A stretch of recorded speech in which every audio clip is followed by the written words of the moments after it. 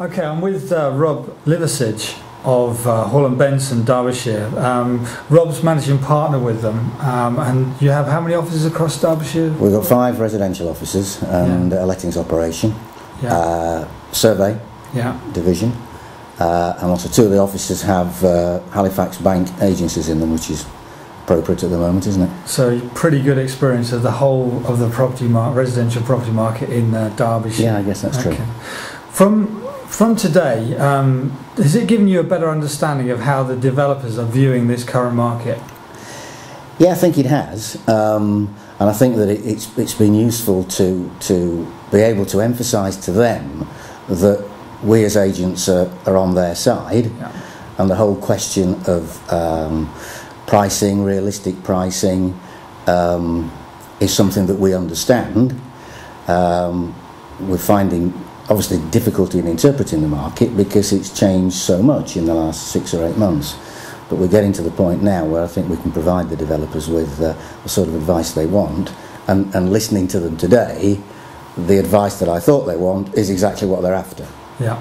So that certainly reaffirmed that if it needed doing. So there's a real aligning of spirit now. I think so, because again, from 1 or 2 of the early comments from the developers today, initially, I don't think they necessarily saw the agents as being on their side. I think they kind of thought that, and I suppose as they've said, there's good agents and bad agents, and they perhaps have had the view that some of us were clearly just there to, well, I don't know about line our own pockets at the moment, but make a living in the easiest way possible. Whereas actually, I think the best of us realise now that they're the customer. Through you guys, they are the customer, and they're the important people in terms of the way we provide a service and the advice that we give. Yeah, that's good. And could you, from Michael Ball's discussion today, I mean that very much went to the heart of the problem we've got. Can you see now, does that bring together the logic behind the current property downturn and what we need to combat it? Yes, I think that he put an awful flesh on the bones of what people like me have believed and tried to understand what was happening and tried to understand why the market had gone in the way that it has. It sort of got the ducks in a row in terms of what started first, and it was the banking crisis, and why has the banking crisis happened, and the American subprime, and how that's fed through to what's happening in the marketplace that we operate in. Whereas I think that in the media and in the banking world to a degree recently, there's been this suggestion that the property slump has created the banking crisis. As in point of fact, it's the boot's on the other foot, and the banking crisis has created the property slump. So he reaffirmed that really as a third-party, neutral economist observer. And his observation that it will turn, but we don't know when, was vaguely encouraging. And his comment that over the next 20 years, property prices will actually nearly double again, is great information to go back with to the branches to talk to potential buyers and say, well, you shouldn't worry too much about what's happening at the moment. Get something bought now because it's going to double in value over the next 20 years. Yeah, I mean, it's pretty common knowledge that most people over a 5-year span will see prices at least back to where they were or more.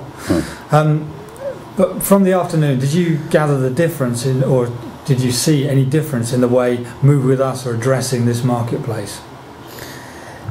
Yes, certainly did. Some of which I've sensed and felt a little bit in terms of the way that the demands that you are beginning to place upon us as the agents as you trial what you're doing, and the emphasis that you're now placing on the way the valuation is provided, what is required in the valuation, what it is we're trying to get at on behalf of the developers, how that's then going to be presented to the customer, to the homeowner, in order to assist his part exchange process, how that needs to be right and accurate and realistic in terms of achieving what everybody wants to achieve, which is a deal on the part exchange for the buyer into his new home and the sale of the part ex property when we get it marketed, on top of what you're planning in terms of white hot.